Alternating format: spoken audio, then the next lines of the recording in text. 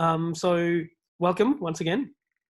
For us, Catalysr sort of came to be because I sort of came to Australia personally back in 2013, and I sort of struggled myself with employment. As an engineer from Pakistan and as a migrant, I found it really difficult to find employment.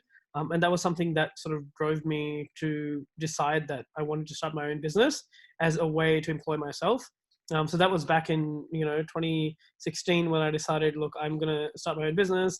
And then I was talking to different mentors. I actually participated in a social enterprise program where I was pretty lucky that I found my co-founder Jake Muller and some amazing mentors who told me, hey, why don't you try and solve a problem that you've personally faced? And so for me, that was this issue of unemployment, particularly underemployment, that a lot of people from migrant backgrounds face in Australia. And so I decided, well, and I'm going to start something there. And since I'm in an incubator, I'm trying to start my own business. Why don't we start a dedicated program, particularly for migrants and refugees? And so that was the sort of basis for Catalysr 4 years ago.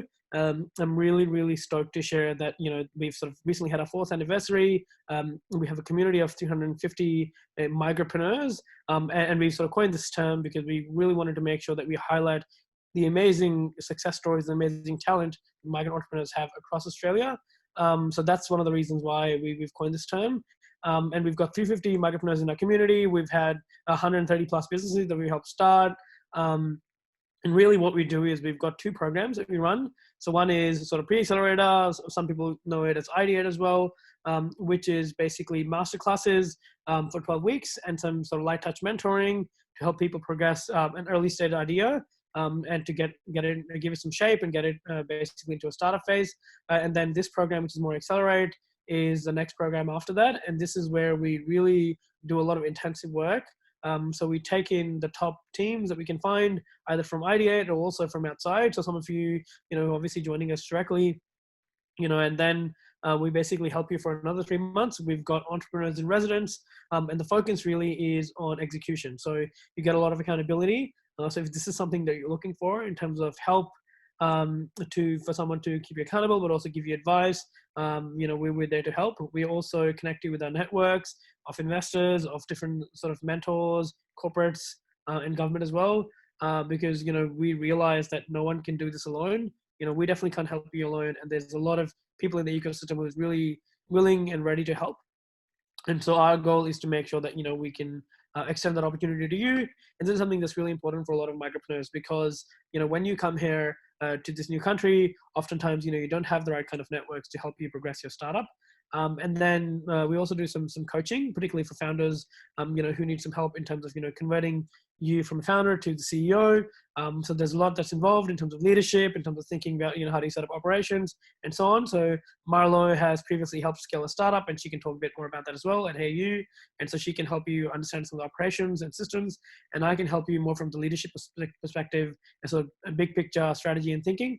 And then we also have various different sessions that we run throughout the program. So we've got some sessions with our alumni who come in and share their experiences. We have some AMA sessions just broadly that we run. And then we do some community sessions as well, because really our goal is to make sure that, you're all learning with each other and collaborating with each other, and sort of you're growing your business together.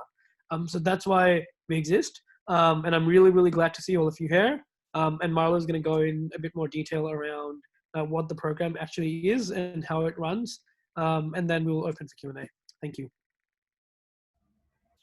Thanks for that, Usman. Excuse me.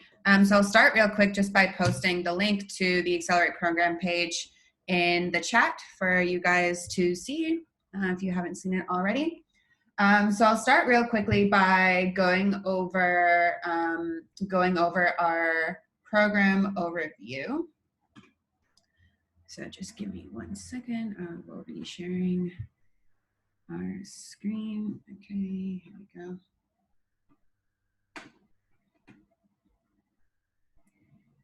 Okay, can everyone see my screen now?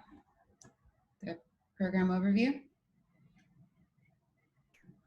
Yep, okay. All right, so I'll start real quick just by kind of going over like what the program is, right? Excuse me, sorry. Oh, I can't see the program overview. Okay, just give me 1 second.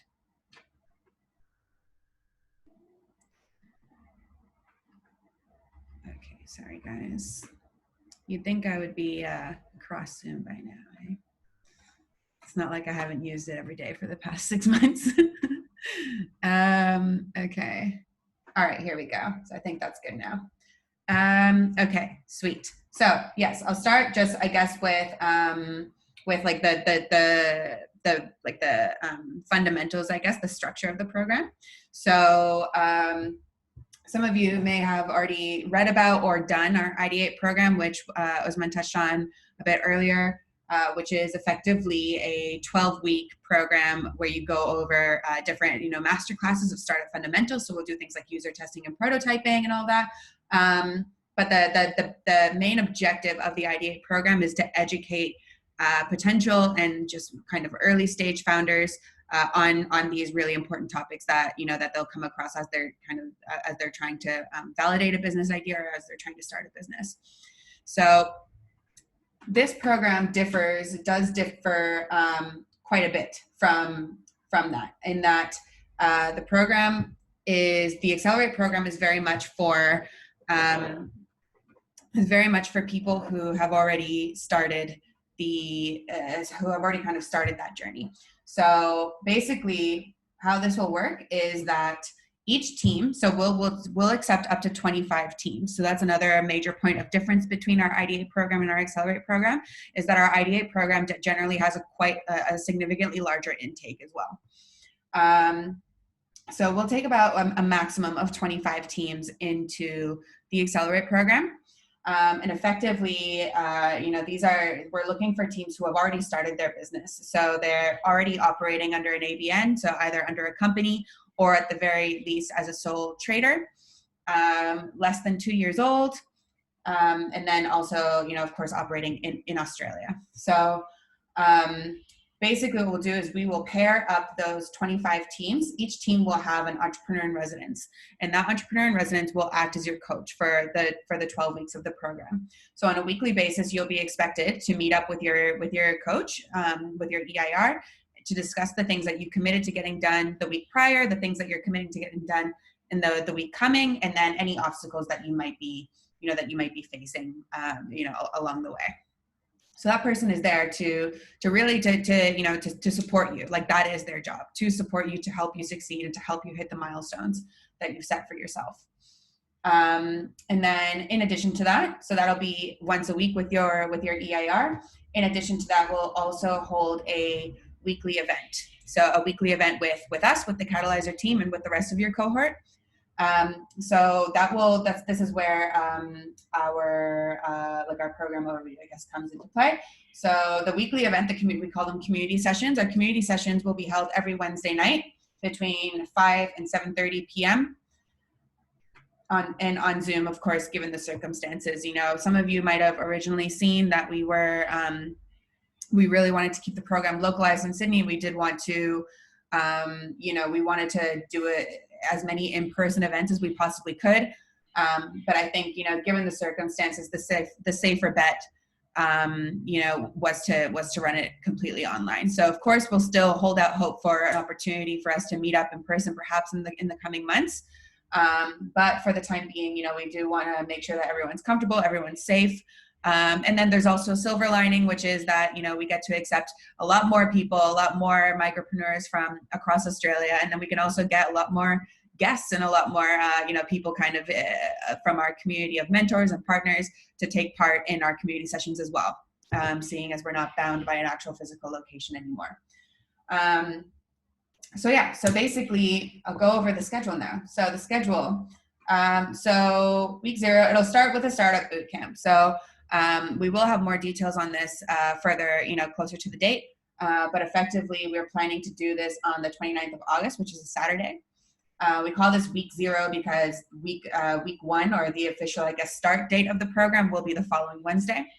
And the purpose of the Startup Bootcamp is for, you to get to know your cohort, for you to get to know us, for us to understand what you're trying to achieve, for us to understand, which is the best EIR for you. And then also so that we can work with you to create a 3-month roadmap, basically. So, a loose plan of, milestones and goals that you want to achieve by the end of the program. Then week 1. So the first week will be, pretty straightforward. This is where we'll do a bit of housekeeping. We'll go over things like our culture code, for example. Then we'll also go over, any kind of, standard, things throughout the program. And we'll also be there to kind of, to help you out with any questions that you might have or any concerns at that point. But this is basically, kind of like a welcome session. Let's get to know everyone. And what are we going to be doing for the next 3 months? The following week, we're going to get right into it. So the following week, we're going to do a mentor mixer. So this will be an online event where we're going to invite a load of our mentors. So we currently have a mentor network. A network of mentors and partners and people involved in our community and alumni as well. Of over 1,000 people, right? So we're going to, this is going to be an open invitation for to do some networking, within our community, and then also for you guys to meet some of your mentors. There will be, there will be opportunities, I guess, to meet other mentors further down the line in the program. But this is kind of an opportunity for you to perhaps get in front of some people that you can continue a relationship with throughout the rest of the program. And then week 3, we'll be doing a fireside chat with our alumni. So this is a very, a casual conversation, I guess, where some of the people who have already done our program, who have already done our Accelerate program, who have already kind of been through this journey, we'll sit down and kind of tell us what their experience was, what they've been doing, and it's also just a nice chance to get to know people who are going through some of the same struggles as you. So we'll be doing that. Also, not to mention, there's also plenty of opportunity to work with alumni. We've definitely had cases in the past where some of our alumni, work with some other alumni from a completely different cohort that they've never met, but they kind of connected through us. Week 4, we'll have an office hours session. So we're actually going to have 2 of these sessions. So you'll notice as well in week 7, we've also got another one. So office hours is effectively consulting, free consulting. So what we'll do is we'll send out a poll to you guys, to all the teams in the cohort, and we'll say, all right, tell us what are the areas of your business that you need some help in. So for example, we'll say, sales, marketing, tech, design, social enterprise, general business, this or that, or even sometimes if you have like a really specific bit of tech, you can also kind of let us know there. And then at that point, what we'll do is we will reach out again to our mentor network and say, hey, we need people with these particular skill sets and, to attend our session. So what that'll look like then on the actual day is that we will be splitting up the community session into two 1-hour slots. And you can choose to book an hour with, 2 hours, if you will, but basically 1 hour at a time with a mentor that has a particular skill set that you might need some help with. So for example, if you are currently looking to, get some feedback on your marketing strategy, for example, then, a good use of that time would be to book an hour time slot with one of the marketing mentors that we've brought on, and to have them, give you some feedback on that marketing plan of yours. We've also got some mentee guidelines that we'll ask you to read, but basically this is just kind of best practice for, for when you're having these conversations. Then we'll do, this is a recent addition, but I think it's something that we've definitely, I guess, already kind of done in the past, which is basically workshops. So workshops on how to do things. So we know that, particularly in this stage, you're going to be wearing all the hats probably, right? So you're going to be, the marketing person, the salesperson, perhaps, also the CTO. You're going to be, doing a bit of everything basically. So we've called this the DIY series, which is basically where we go through these workshops and we teach you some soft and hard skills. So for example, the From Founder to CEO workshop will be led by Usman. So Usman, of course, has done this firsthand where, you know, he has moved, you know, done a bit of everything throughout throughout Catalysr, throughout the business. And, you know, and lots of, I guess, changes and transformations had to take place along the way.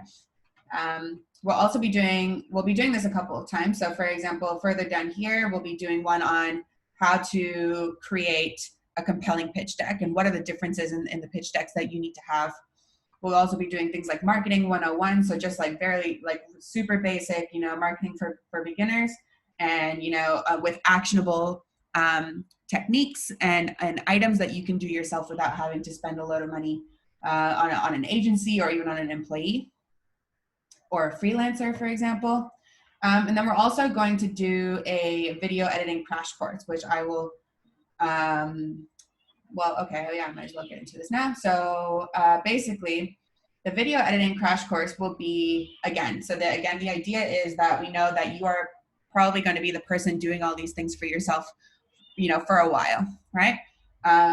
So in this one, also this kind of came about because of the circumstances. So at the end of the program, we have demo day. And demo day in today's environment looks like a virtual event, effectively. So Usman could perhaps share the link to our YouTube channel where we live streamed our last demo day event, which was just at the end of June.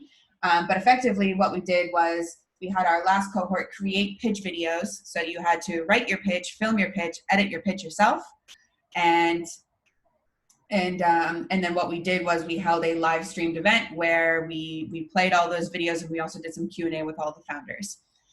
So basically before that, this video editing crash course is where I teach you how to edit your videos basically and make them look as professional as possible using free tools, which are easy. So things like Canva, things like iMovie, for example. There's, you know, I think is Media Player is the equivalent of Microsoft. But yeah, so this is what, so that, you know, that this is one of, I guess, the workshops that you'll be kind of putting to good use almost immediately. Excuse me. In addition to that, we'll also be doing, I skipped over the AMA here. So the AMA is just like an AMA is like an Ask Me Anything session, very similar to, you know, to our fireside chat, for example, with our alumni. But this is different in that we, you know, again, through our network of friends, you know, our personal networks, and also the Catalysr network, we reach out to founders from across the world and ask them to kind of sit down with us and tell us what they're doing and you know, and more about their own journey doing it. Then we've got pitch practice. So obviously we do pitch practice right before the video editing crash course, because in your video you will be pitching. So we'll be doing that extensively. Then and this week here we'll also have demo day prep. So in addition to your video, you know, so there are a couple of moving parts to it, right? So there is, for example, you know, you need to kind of write your pitch, practice your pitch, and get comfortable pitching. And then after that, you need to film your pitch and edit it. So, and then there are some other deliverables as well that we will require from you in order to you know, to do the event. So basically, for example, on our website, you'll see we've got a demo day page as well. So I will just share the link here real quick. But effectively, this is the, we'll be needing some, sorry, one second. We'll need some deliverables from you about your business for the event, for the online event. Sorry, one second, I'm just having a freeze up issue here. Can you guys still see my screen? All right, is everything good? Okay. Yeah, so, okay, so then, and so effectively in that session and during that week, you'll be working on everything that you need to do for demo day. So whether it's your pitch, your video, or your website, for example, and then, you know, submitting those demo day deliverables to us, that's what will happen in week 11. And then in week 12 is after demo day. And this is basically where you have your last session with your EIR and you discuss, oh, thanks for that, Osman. And you discuss, what are your next steps now that the program is over? Because we know that, the program will end, right? But, your journey doesn't end, right? So on that note, you will become part of our alumni network. So you'll have continued support from us. Of course, any mentors that you've worked with over the course of the program as well, you can keep in touch with them.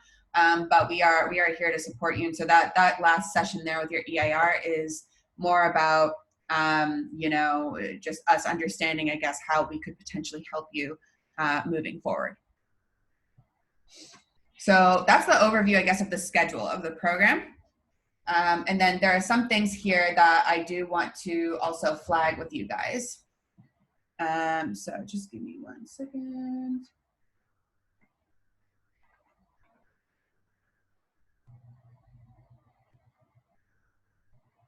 Okay, so earlier I was talking about the differences, I guess, between the Ideate program and the Accelerate program. So these are, I want to kind of reiterate this, right? In that the Accelerate program, in the Accelerate program, the degree of accountability is quite high, right? So I mentioned earlier, the focus of the Ideate program is education, right? It's for you to learn, and we take in quite a large cohort, and we trust you as adults who want to learn these things to do it for yourself. In the Accelerate program, very similar. We trust you to do what you want to do, but we expect you to commit to weekly goals and weekly milestones, and we expect you to commit to executing the things that you said you were going to do. We expect you to commit to the program as well. So when you are engaged effectively to meet with your EIR once a week, to attend the community sessions. On that note, sorry, 1 second. Having a laggy computer issue here. Sorry about that. But basically, I guess the point I'm trying to drive home here, right, is that the degree of commitment and accountability in the Accelerate program is quite high, right? So overall, I would say just the commitment, the time commitment in itself in terms of face time with us and with your EIR, you're looking at approximately 3 or 4 hours a week, right? So you're looking at 1 hour with your EIR at minimum. So your weekly catch up with your EIR, and it's up to you to decide how that catch up takes place, right? If you are in Sydney and your EIR is in Sydney and you want to meet up for a coffee and that's, okay, then, that's fine. Or if you just want to do it over a Zoom call or a phone call, whatever, that's up to you to decide what medium suits you best. But that's at least an hour meetup with your EIR on a weekly basis. And then further to that, you're expected to attend the community sessions with your co-founders, and that's approximately 2.5 hours. So in FaceTime with in terms of the Catalysr team and the program alone, you're already looking at 3.5 hours. From there, of course, you're expected outside of that to also, to execute and to work on your startup, right? So that's something I do want to flag. And then another thing is that in order to finish the program, or in order to graduate, if you will, to successful completion, we expect you to join a minimum of 10 of the 12 community sessions with your co-founders. And this is for, sorry, I'm having some issues here with my computer. It's just lagging quite a bit. And so every time I scroll, I think it's taking another 5 minutes to scroll. Anyway, so basically, you have to do the work. You have to do the work in order to successfully complete the program. We understand that things, and especially these days, are changing quite quickly in this environment, and so we understand that you might need to take a break at some point. That's fine, but you do need to let us know about that sooner rather than later, so that we can understand what that means in terms of your continued participation in the program. So on that note as well is that, you know, a participation in the program is not necessarily a guarantee that you will be pitching on demo day, right? So we expect you to have, you know, there's some specific criteria around pitching and demo day, which is that you do need a story. You need to show some progress. You need to, whether that progress looks like, you know, having pivoted 4 times, or if it's a story of failure, that's fine. Or if it's a really happy story, then that's also great. But effectively, if, you know, teams that don't execute or teams that don't work on their startup actively throughout the program do not complete the program, right? So that's not to say that you'll get kicked out or that we'll revoke support. That's not the case. But we do expect you to do the work. You've committed to doing the work. And when we put you in front of our huge community of partners, of investors, of alumni, of mentors and all that, we expect you to deliver, okay? So on that note, I think I will wrap it up a bit, and yeah, we've got about 25 minutes left for Q&A, so I'm conscious of that. Just give me 1 second. Okay, so now, yeah, so I think we'll open up Q&A. Usman, I see we have a couple here. 1 second. I'm happy to jump on. Yeah, go for it. Thanks, Marlo. Thanks for sharing. And I just wanted to also just basically say that it's all about the program is for your benefit. So the more you put in, the more you get out. I think that's the core message that I want you to take away. Just with, you know, any like any other sort of startup program, at the end of the day, the progress that you make is going to be a direct result of the work that you put into your own success. So it's all about that. And you know, like we definitely, I mean, we'll have some of these, I guess, things in terms of EIRs and so on to help you keep you accountable. But at the same time, really the goal here is to make sure that, you know, it helps you become more disciplined to achieve your own goals, right? So at the startup bootcamp, you set the goals that you want to achieve, and ideally by demo day, you've made enough progress to sort of warrant that, you know, you've already done, you know, that work, and then, you know, we're able to sort of help you further and amplify your work. So it's all literally about that. And then there's a bunch of questions that are coming through, so thank you for putting your questions in. The first one was, is there any commitment fee or commercial arrangements? So the answer is no. So thanks for asking that, Jenna. This program is completely free, thanks to the very generous support of a lot of our partners and funders. And the reason why we do this is because we genuinely want to support the migrant community in Australia. And so we don't charge any fees. In the past programs, we have taken equity, but that was also in sort of way of thinking that, you know, we can help to sort of like, you know, get that money back and pay it forward, so to speak. But in this program, there's absolutely no fee or equity involved. So it's going to be completely free. And the reason why we're doing it this way is because we want to help as many people as possible, and we don't want this to be a barrier to anyone. The second question, which was, why do companies need to be less than 2 years old? And many people start a business. That's a good question that, you know, they're working on it slowly over time. So I guess we've put the 2-year mark as an indicator for it needs to be an early stage startup. But for example, you know, like if someone is already running a successful business, then the program might not be the best fit for them, and they could access some of the other support that's already out there. But if you, for example, are running your business for more than 2 years, and you still have, and you know, you're like still early stages, or you've pivoted or something like that, you can always apply, and we'll definitely take that into consideration. And this is sort of especially going for COVID-19, because I know that like some of the businesses will be disrupted, and, you know, your business model might change. So, you know, you might be running something for a long time, but you're coming to it thinking about a new business model or a new idea, or even within your business trying to do a new product line or something along those lines, just because of COVID, for example. So we will be a lot more flexible. We'll accept those things. I guess with those criteria we've listed, but, you know, that shouldn't deter you from applying. Definitely put the application in, and then, like, I can guarantee you we'll look at this on a case-by-case basis. Next question coming up was, is a startup in its MVP stage eligible for the program? The answer is yes.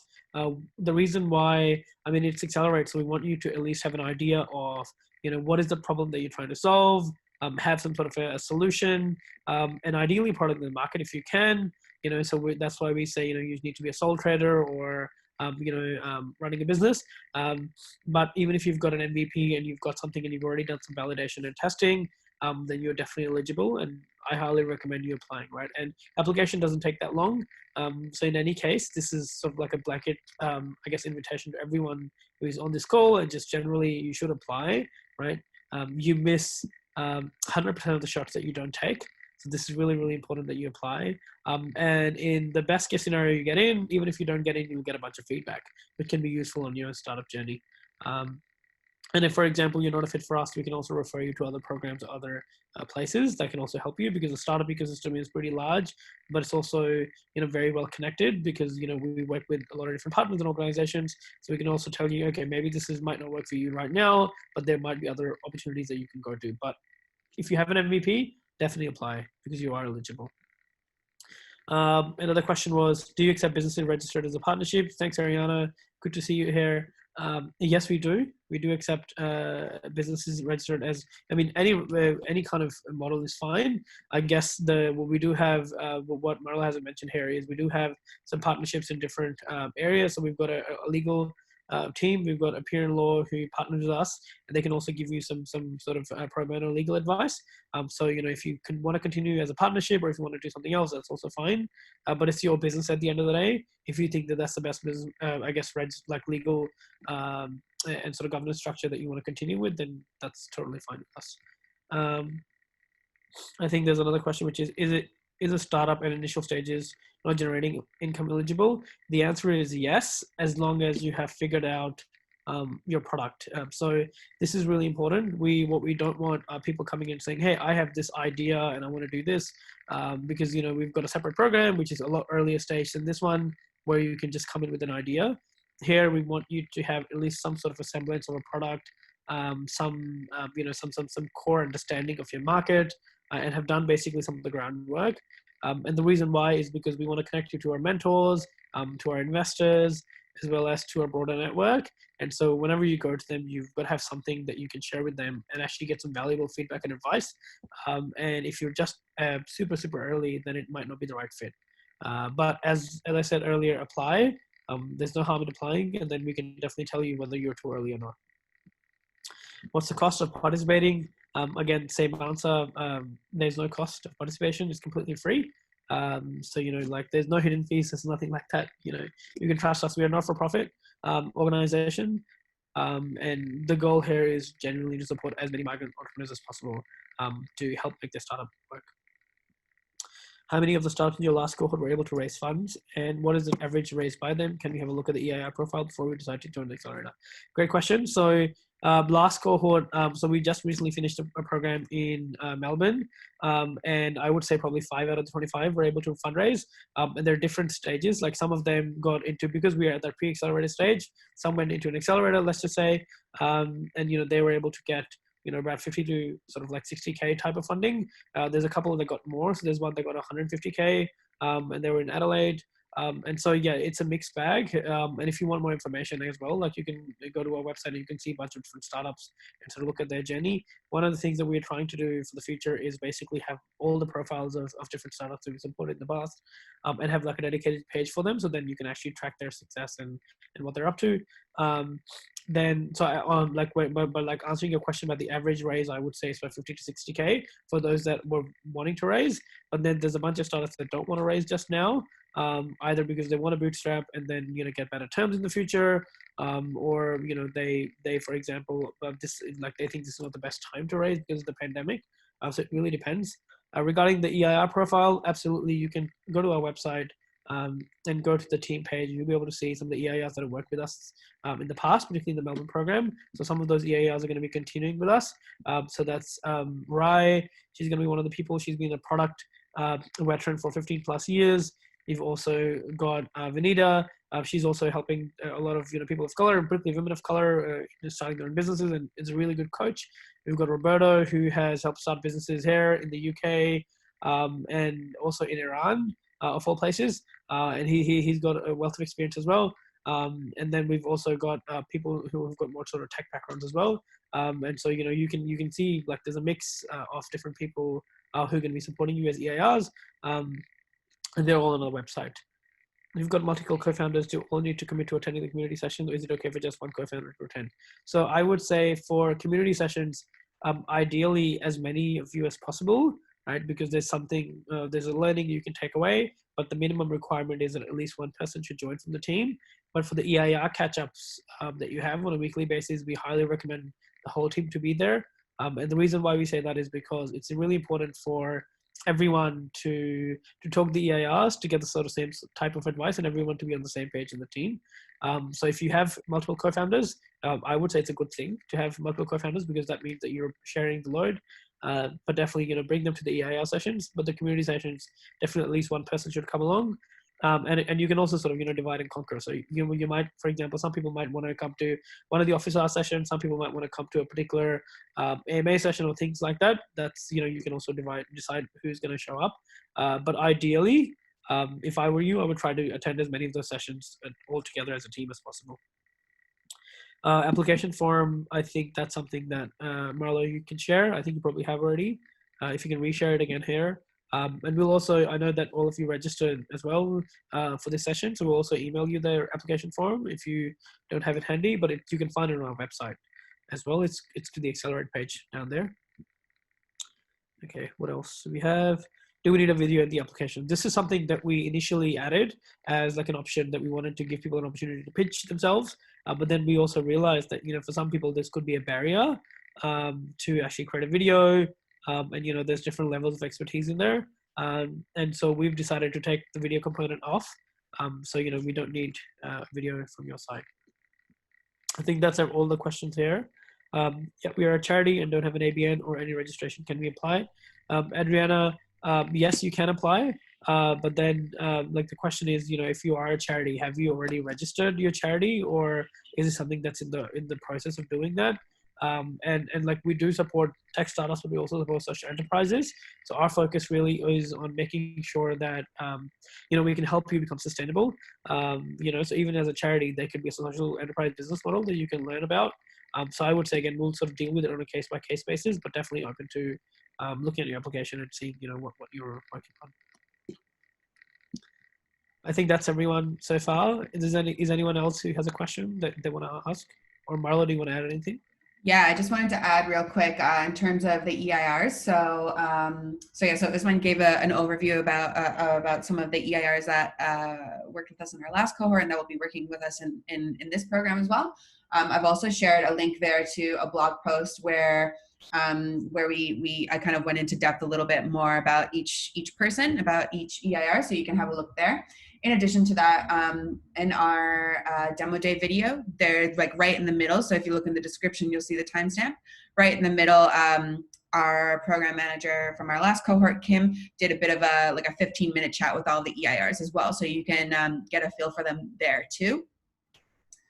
And then I would say in terms of on the community sessions, kind of echoing what Usman was saying. I think, of course, there will always be times, where life gets in the way and one day you can't go, or one day one of your co-founders can't go and all that. But I will, reiterate that it is very important to share the load. And then it's also very important as well for all of the founders to be across what you're doing, basically across what another founder is doing. Because you are effectively, with your EIR, you are effectively getting business advice, you're getting personal advice.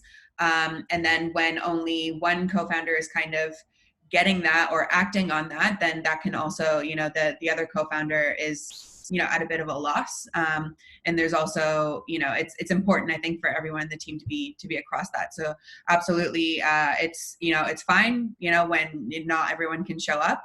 But it is very important that you share the load and that all co-founders be involved. And Catalysr has connections with VCs, Angels Fund. Do you think this is the right place if we're looking for a platform? I would say yes. I mean, I think that there are lots of places where you can get, connected with angel investors and VCs. We of course have relationships with, with lots of angel investors, and then also different accelerators as well, and and VC firms. Usman, do you want to finish that one off? Absolutely.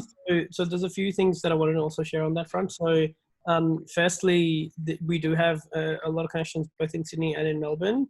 So, for example, Sydney Angels. We've got a bunch of our people who are on our board, for example, who also are active angel investors themselves. One of them is Alan Jones, who you might have come across. He has his own venture fund called Mate Ventures, and he's also been investing in other places. We've got a really good relationship with Blackbird, and a bunch of others that are here in Sydney, and then also in Melbourne with Scale Investors, with Eleanor, with a few others. But really, I guess the sort of like bottom line is that with any of these sort of funds, oftentimes what works is, and this is, I mean, in our ideal world, this shouldn't be the case, but it's very much an intro-driven sort of like close community. So you need to know someone, and then they can introduce you, and then that helps you, I guess, get in front of some of these people. And so that's something that we can definitely do is like, just to reduce those barriers and to connect you guys into those VC funds. And they actively say that they want to make their investments a lot more diverse than they already are, but still, they find a hard time to get in front of the right people. And so what that's why we exist, is to make those connections. So definitely, if you are at that stage and if you need investment, then we can definitely make those introductions and help you on that front. And then the other thing that I also want to add is that I'm personally also doing a program at Melbourne University's VED Institute, which is called VC Catalyst. And that's basically because I'm trying to learn more about how to raise a venture fund ourselves. So the future for Catalysr also is the next year we're also planning to raise our own fund, because to also invest in some of these ventures, and to also provide some of that bridging capital, at like pre-seed and seed stage to help some of you guys, but also other ventures as well. And our focus is particularly going to be ventures set by migrant entrepreneurs. So that's another sort of, I guess, thing. It's not gonna, I mean, like I can't promise you that we're gonna be investing, we'll be able to invest in you directly right now, but that's something that's also on the horizon. Just wanted to share that too. And that's also giving me access to a bunch of networks within the VC ecosystem as well, because the way that program works is a 2-week intensive that you do with Melbourne Uni, and then you get paired up with a VC firm here in Australia or in the US. And then through that process, they teach you how to set up your own fund and get a lot of mentoring. So like the stuff that we're teaching you, we're pretty much, entrepreneurs for entrepreneurs kind of sake. It's we live and breathe all of this stuff every day, right? Like we live on the internet. We don't have, we have partnership with different office spaces if you want access to co-working, let's just say, but we don't have an office space. We run very lean and really embody the ethos of what it is to be a startup.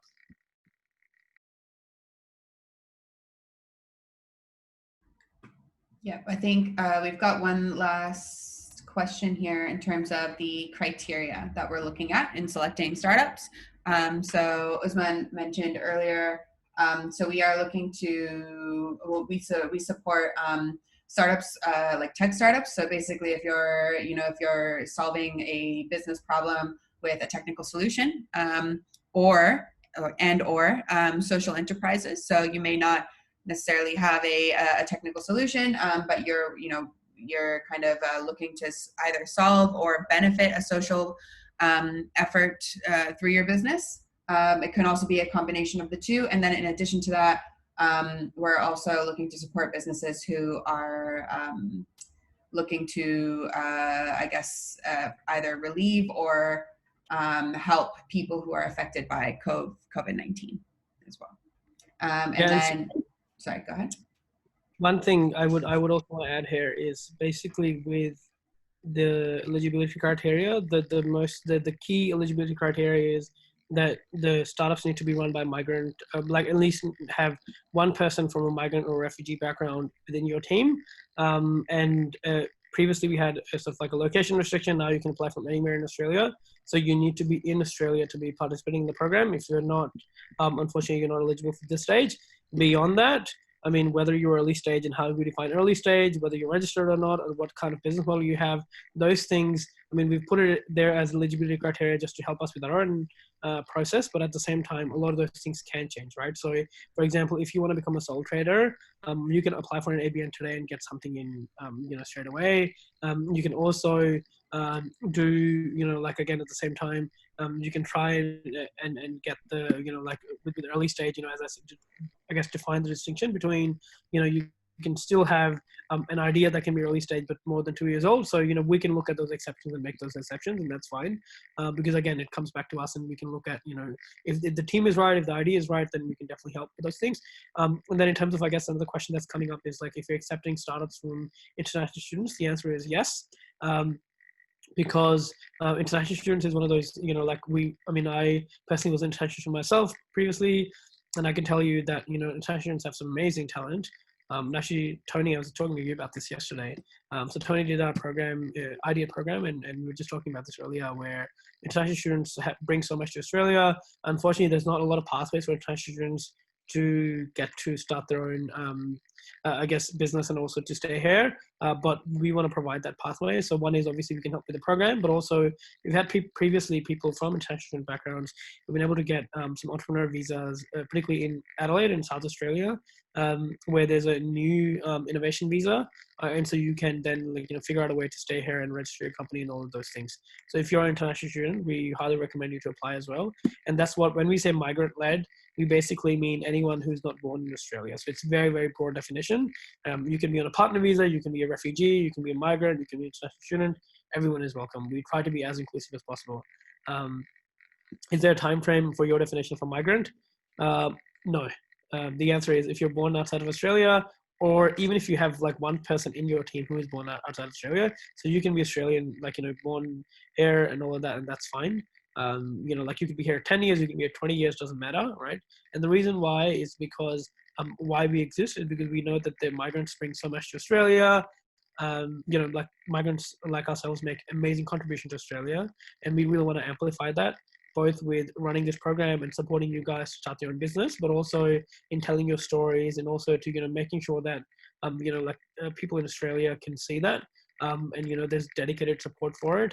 There's a lot of programs that exist already for people who are born in Australia, and they already have access to some of those ecosystems, where someone who comes here, whether you come here now or come here 10 years ago, you still might not have access to those networks and that support system. And so that's why we exist, is to create that bridge between you and the mainstream ecosystem.